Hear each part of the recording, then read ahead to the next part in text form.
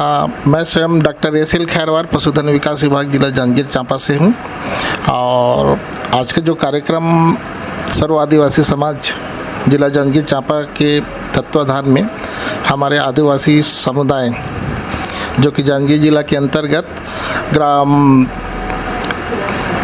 केरा कछार के में एक स्वावलंबन समूह के स्वरोजगार के हेतु समस्त समाज से जुड़े हुए अधिकारी कर्मचारियों को आमंत्रित किया गया था ताकि उन्हें कुछ स्वरोजगार के लिए प्रोत्साहित कर सकें और विभागीय योजनाओं की जानकारी के साथ साथ उनको आगे आर्थिक समृद्धि की ओर कैसे अपन संपन्न कर सकते हैं। और आज की इसमें हमारी मुख्य अतिथि के रूप में माननीय सविता साय मैडम उपस्थित थी, जो कि महिला प्रकोष्ठ सर्व आदिवासी समाज राज्य स्तरीय से आज विशिष्ट मुख्य अतिथि के रूप में उपस्थित थी। उन्होंने भी बहुत अच्छा से समस्त स्व सहायता समूह जो हैं हमारे आदिवासी समाज की उनको प्रोत्साहित किया। और इसी के तारतम्य में हमने भी अपने विभाग के अंतर्गत जो संचालित गतिविधि हैं, जैसे कि हमने जैसे मुर्गी पालन, बैकयार्ड कुक्कुट पालन जो चलता है, उसमें कैसे उस समूह को आवेदन करना है, किस तरह से उनको प्रोत्साहित करके उनको उस बैकयार्ड कुक्कुट योजना से लाभान्वित करते हुए उनकी आर्थिक उन्नति की ओर उनको अग्रसर कर सकें। 5 का समूह है, 5 महिला किस तरह से उसमें सहभागिता से कार्य कर सकते हैं, इस संबंध में हमने मार्गदर्शन दिया है। और सर ऐसे कार्यक्रम में कितना उन्नति होगा?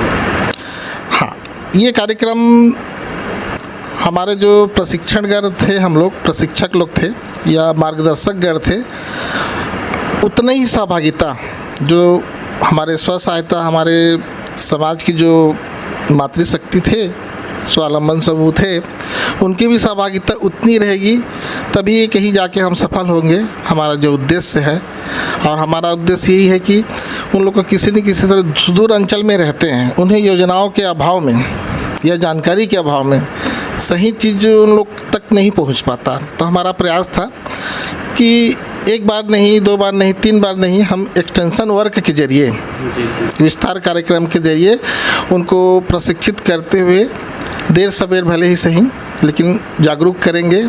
और कोशिश हमारी यही रहेगी कि हम यदि विभाग के लिए कार्यरत काम कर रहे हैं तो क्यों ना हमारे ज़िले के अंतिम सुदूर अंचल तक हमारा विभागीय जानकारी उन तक पहुँचे। अच्छा, कौन सा ऐसा मुख्य बिंदु बताइए सर जिसको जो पशुपालन करके उनको ज़्यादा आमदनी हो? कोई पशुपालन इसमें ज़्यादा आमदनी? देखिए, पशुपालन ही नहीं, यदि आदमी तल्लीनता के साथ कोई भी वर्क करे तो हर चीज़ में उनको एक आर्थिक उन्नति दिखेगी। ईमानदारी के साथ वर्क करे, आपकी जो वर्क एफिशिएंसी है दूसरे से हट के थोड़ा सा उसको करना है। जो हम देखिए, पशुपालन ऐसा अनभिज्ञ चीज़ नहीं है कि हम पहली बार पाल रहे हैं। हमारे पूर्वज से खेती किसानी के साथ जुड़ा हुआ ये व्यवसाय है। जैसे पूर्वज भी हमारे खेती किसानी के साथ हर घर में बकरा बकरी, मुर्गा मुर्गी, गाय भैंस, हल चलाने के लिए किसी कार्य में एक दूसरे के पूरक है। पशुपालन कृषि के पूरक है, तो इसमें फ़ायदा सभी में है। अब कुक्कुट पालन में भी है, बकरी पालन में भी है, सूकर पालन में भी है, गाय पालन में भी है। बशर्ते ये है कि अपन उसको पुराने पारंपरिक तरीका से ना करके उसको व्यावसायिक तरीका की ओर लाना है। उसको सही से आवास व्यवस्था, सही से खान पान व्यवस्था, है ना, और सही से उसका चिकित्सकीय स्वास्थ्य सुरक्षा के लिए समय में टीकाकरण करवाना है। ये सारी बातों को अपन लोग को शामिल करवाना है उनके जो पालन है, चाहे बकरी पालन हो चाहे मुर्गी पालन हो। तो निश्चित तौर पे उन लोग कोई सा भी पालन करें, क्योंकि अभी भले ही दूध हुआ, अंडे हुआ और मांस के रूप में बकरी का हो, बकरे का हो या मुर्गी का हो, आज हर को आवश्यकता है।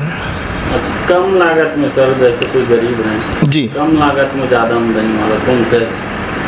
कम लागत में ज़्यादा आमदनी में मैं तो बोलूँगा, कोई गरीब है, हाँ, अब सक्षम नहीं है जी, वो कौन सा कार्य करे? तो उसको तो एक मिनिमम स्तर पे काम करना पड़ेगा। उनको समाज से कुछ सहयोग की भी ज़रूरत पड़ेगी। तो सामाजिक हमारे जो कार्यकर्ता हैं सर्व आदिवासी समाज से, अधिकारी कर्मचारी संघ से उनको सपोर्ट करते हुए उनको तो हम बकरी पालन पे ज़्यादा फोकस करेंगे, क्योंकि उसमें रिस्क कम है। लागत तो ज़्यादा है सर। बकरी पालन में नहीं है। नहीं है ना? मुर्गी पालन में बल्कि व्यावसायिक तौर पे ज़्यादा लागत है, क्योंकि आजकल की मुर्गियाँ को एक हाई प्रोफाइल शेड चाहिए, उसको फुल्ली ऑटोमेटिकली वाली उसको वाटरर की ज़रूरत पड़ती है, फीडर की ज़रूरत पड़ती है। जितना एटमॉस्फेयर हमको नहीं चाहिए उससे ज़्यादा एटमॉस्फेयर में उसको प्रोडक्शन के लिए अपन मतलब एसी उसी की भी ज़रूरत पड़ती है, फुल्ली ऑटोमेटिक सेट की ज़रूरत पड़ती है। तो एक एक सेट की यदि 10,000 का फ्लाक हम पालते हैं व्यावसायिक तौर पे मुर्गी पे, और तो एक सेट का 30 लाख के लगभग लागत आती है। तो जो हम सोच रहे हैं, आपका जैसा क्वेश्चन है कि एक निचले तबके के गरीब है तो वो उस स्तर पे नहीं कर सकता, उसको ज़मीनी स्तर पे अपन लोग जोड़ना चाहें तो बकरी पालन बेस्ट है, क्योंकि गांव में रहते हैं बकरी आराम से, उसको कम से कम स्टॉल फीडिंग की भी ज़रूरत नहीं पड़ती, आपको चराने वाला मेथड से आप पाल सकते हैं। तो निश्चित तौर पे बकरी पालन। और दूसरा है सूकर पालन, लेकिन सूकर पालन में लोग बाग थोड़ा सा इस जांजगीर जिला में कम इंटरेस्ट रखते हैं बकरी पालन, क्योंकि वो क्षेत्र जहाँ पे आपने आज प्रशिक्षण दिया है वो क्षेत्र बकरी पालन के लिए बहुत ही ज़्यादा अच्छा उपयुक्त है। चलो, अच्छा लगा सर। और जो दर्शक आपको देख रहे हैं उनको क्या कहना चाहेंगे? जैसे कि और दर्शक लोग को यही है कि हमको हमारे समाज को या हमारे जो भी हैं, हमारा जो विभागीय है वो विभागीय का लाभान्वित हो, ज़्यादा से ज़्यादा हमारे विभाग से जुड़े, हमारे विभाग का जो योजना है ना, उससे लाभान्वित होते हुए अपनी आर्थिक उन्नति की ओर अग्रसर रहें, और हमारे विभाग का जितना उपयोग कर सकते हैं, जितना लाभ ले सकते हैं, हम तैयार हैं जी। Thank you.